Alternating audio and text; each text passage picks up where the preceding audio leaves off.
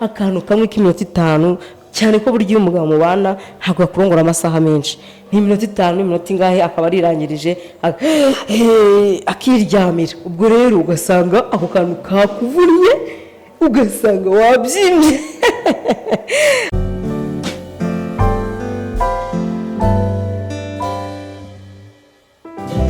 waba ufite inzozi zo kugera kure mu bijyanye na muzika igisubizo ni ikigo Ingenzi International Music School. Iki ni cya kigo cyigisha muzika ku rwego mpuzamahanga bakwigisha computer hamwe no gutunganya amajwi audio production.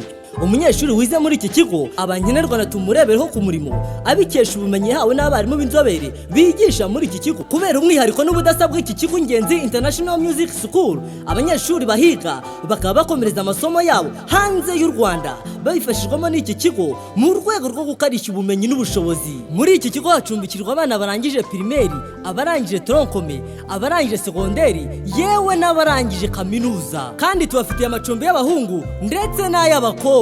Muramenya ntimucikwe n'aya mahirwe mboneka rimwe yo gukomereza amasomo hanze y'u Rwanda. Abifuza kwiga muri iki kigo mwadusanga mu mujyi wa Kigali Kimironko munsi y'isoko. Mukeneye ibindi bisobanuro mwaduhamagara kuri 07 88 54 16 05 no kuri 07 22 54 16 05. Hello guys, ndabasuje cyane kandi mbifuriza amahoro y'Imana gukomeza kubana namwe aho muri hose.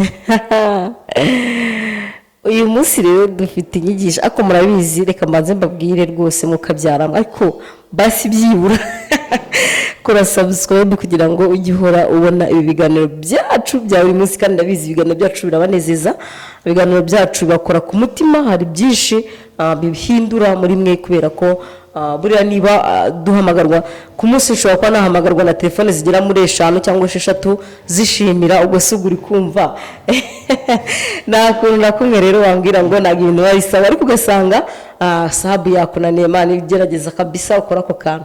Nizeye ko rero mumeze neza cyane ako kari gaciyemo.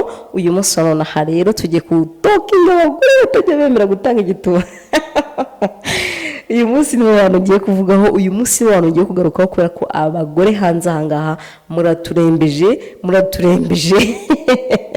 nyine harimo ababikora ariko harimo n'abatabikora, kandi abatabikora ni benshi, nibo benshi kuko twakira telefone nyinshi baturegera abagore ati jewe runaka ntabwo navuga izina ry'umuntu warabivuze ariko ugasanga nyine akeshi na keshi umugore ntabwo ari kwemera gukora inshingano ziwe.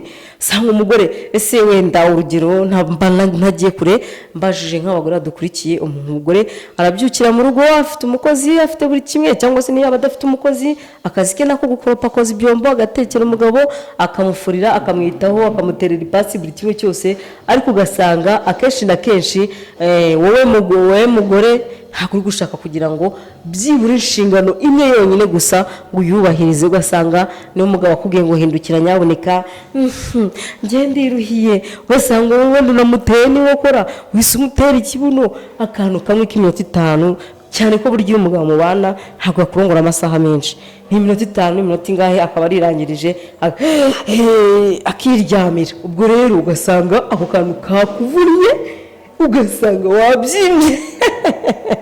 Akenshi na kenshi ngiye mbona uwo mugore sinzi ashobora wenda kuba ari ubunebwe cyangwa se ari agasuzuguro ko kumenyera umuntu kuko mubananye igihe, ariko ntabwo ari byiza. Inama nakugira nuko ugomba kumenya ko inshingano ya mbere yakuzanye muri urwo rugo so gusasa, so guteka, so gukoropa, so koza ibyombo, so guterera ipasi umugabo, so kumuhanagurira inkweto, so kumubyarira. Inshingano ya mbere yabanje kuzana muri urwo rugo ni ukugira ngo umuhe neza nawe akurongore neza, mbese mujye muhana serivisi mu gihe agukeneye akubone. Ntabwo rero wazanywe muri urwo rugo no kuvuga ngo aragukeneye arakubuze arakwifuza kandi muri kumwe, mbese wabaye kabuze gahari kandi muri kumwe. Ntabwo ari byiza, ntabwo ari ibintu nakubwira ngo ni sawa kuko burya ntabwo ari sinzi uburyo nabivugamo kuko buriya akenshi hari ibintu tujya tutekereza tugasanga birarenze ubwenge bw'umuntu, ariko buriya keshi y'ikintu nibagiye cyandenze umva simfite uburyo nakikubwiramo. Wowe ubwawe ufite uburenganzira bwo kuba hari uburyo ki wakigaruramo. wakigaruramo ukavuga ati ariko rero ubwo numvishije ziriya nyigisho za Brenda reka ngerageze uburyo ki bwose bushoboka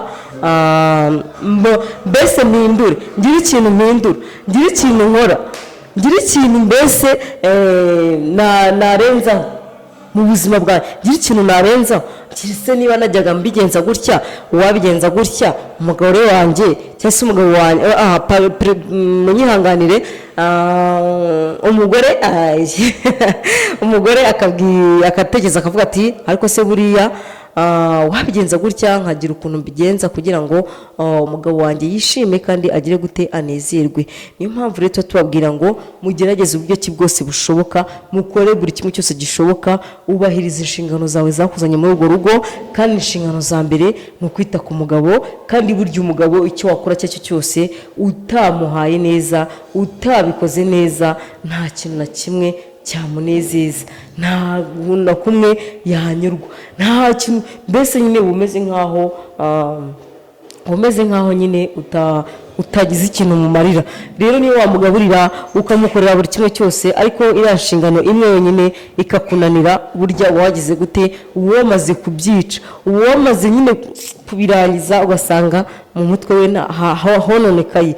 Akenshi rero buriya bituruka ku bagore burya urugo rwiza ruturuka ku bagore nta mpamvu nimwe rero wa mugore kunagirije umugabo wawe cyese kumufata nk'aho ari umuntu wamenyereye cyane yesi kuko abagore akenshi hari igihe usanga agufata nk'aho yakumenyereye cyane agufata nk'aho atakwitayeho agufata nk'aho nyine bitwaye ikisi bisobanuye ikisi nta kibazo ariko burya ugomba kubahiriza inshingano zawe nk'uko bikwiriye ugomba kwita ku mugabo wawe nk'uko bikwiriye kandi nababwiye ntawe kwita ku mugabo ari ukujya kumutekera neza n'ibiki byose ibyo nabyo yabyikorera cyangwa se akabizanira umukozi akabimukorera impamvu aba yakuzanye muri urwo rugo ugomba kumuha. Abagore rero ndabinginze mwigira ubunebwe mu ngo zanyu mwikisenyera urugo kandi mubona ko koko mugiye kurusenya kuko buriya keshi hari igihe ari wowe wisenyera urugo hari igihe ari wowe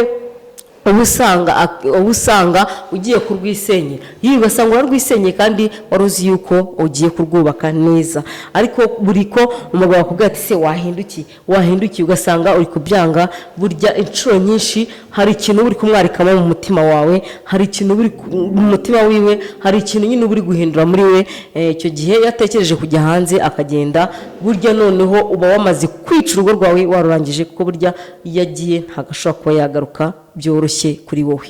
Iyi niyo mpamvu tubabwira ngo mureke ubunebwe mubake ingo zanyu mureke ubunebwe mukore buri kimwe cyose muba mwakabaye mugomba gukora mu rugo rwanyu hanyuma mwubake urugo rwanyu ruzira amakemwa. Niyo mpamvu rero tubabwira ngo ukurikiye bino biganiro biragufasha kuba hari byinshi wageraho ubikurikiye hari byinshi wahindura mu rugo rwawe ubikurikiye hari byinshi nawe ubwawe muri wowe wajya gukora wasanga ari amakosa wajya kubifata nk'aho ari ibintu biri aho ngaho ariko burya ari amakosa. Niyo mpamvu rero tubabwira ngo rimwe arabigusabye uramwimye kabiri arabigusabye uramwimye gatatu arabigusabye uramwimye icyo gihe icyo bimwarikamo nta kindi ni ukuba hari igihe ashobora kuba yaguzinukwa burundu ntazongere kubikwaka ahubwo akazayashaka undi muntu azajya byaka hanze mugahurira muri urwo rugo nk'inshingano z'urugo buri wese avuga ati umwana wanjye umugore wanjye nubwo wenda asuzugura n'iki ariko yarambyariye reka mbatahire njye kurarayo ariko ku manywa mfite aho nzajya njya kwiranja. Ubwo rero urumva yuko ibyo ashyira mu ngo ebyiri byakabiza mu rugo rumwe urumva yuko uba wamaze kugira gute wamaze guhombya urugo rwawe. Niyo mpamvu rero turabasabye nyaboneka mugerageze mufungure ubwenge cyane mwashe kureba kure niba umugabo awugusabye nubwo waba utabishaka ugomba kwihangana uburyo ki bwose bushoboka ukabikora ariko nawe ababibona kandi ababizi ko iyo ubishaka umuha neza ariko mu gihe wenda bitari uri muri mudu ihangane basi byibura ufashe umugabo wawe arangize hanyuma agira umutima utuje kuko niyo umufashije nubwo byaba bitakurimo aravuga ati ariko buri umugore wanjye nubwo abimfashije ntabwo byari bimurimo ariko byibura yagize uwo mutima wo kugira gute wo kumfasha. rero ngira ngo mwabyumviye bagore muri kunebwe mu ngo zanyu kuko buryo ugira ubunebwe ugasanga hari byinshi wowe wangirije mu rugo rwawe ugasanga nyine ni nawe urwisenyeye. Niyo mpamvu rero tubasabye ngo mureke kugira ubunebwe ahubwo mugire imbaraga mu ngo zanyu maze muzubake neza zigire zigire ntumbero cyangwa se muzubake mwizerane mutagira amakemwa hagati yanyu mwe mwashakanye.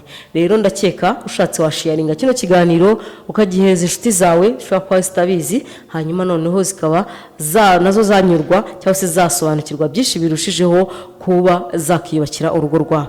Murabizi rero ndabakunda ni mpamvu iyo ngiye kubabwira bategurira ikiganiro cyiza gishobora kuba cyatuma wowe hari imitekerereze uhindura na mugenzi wawe hariyo wayahindura kandi mukabasha kuba mwakihanganirana kuko ntazibana zidakomanya amahembe ariko nanone bisaba kwihangana kubaka urugo.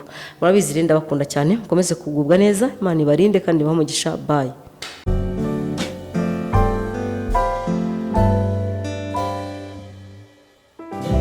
waba ufite inzozi zo kugera kure mu bijyanye na muzika? Igisubizo ni ikigo Ingenzi International Music School. Iki ni cya kigo cyigisha muzika ku rwego mpuzamahanga, bakwigisha computer hamwe no gutunganya amajwi, audio production. Umunyeshuri wize muri iki kigo abankenerwa na tumurebereho ku murimo abikesha ubumenyi yahawe n'abarimu b'inzobere bigisha muri iki kigo. Kubera umwihariko n'ubudasabwa iki kigo Ingenzi International Music School, abanyeshuri bahiga bakaba bakomereza amasomo yabo hanze y'u Rwanda babifashijwemo n'iki kigo mu rwego rwo gukarishya ubumenyi n'ubushobozi. Muri iki kigo hacumbikirwa abana barangije primaire, abarangije troncome, abarangije segonderi, yewe n'abarangije kaminuza. Kandi tubafitiye amacumbi y'abahungu ndetse n'ay'abakobwa. Muramenya ntimucikwe n'aya mahirwe mboneka rimwe yo gukomereza amasomo hanze y'u Rwanda. Abifuza kwiga muri iki kigo mwadusanga mu mujyi wa Kigali Kimironko munsi y'isoko. Mukeneye ibindi bisobanuro mwaduhamagara kuri 07 88 54 16 05 no kuri 07 22 54 16 05.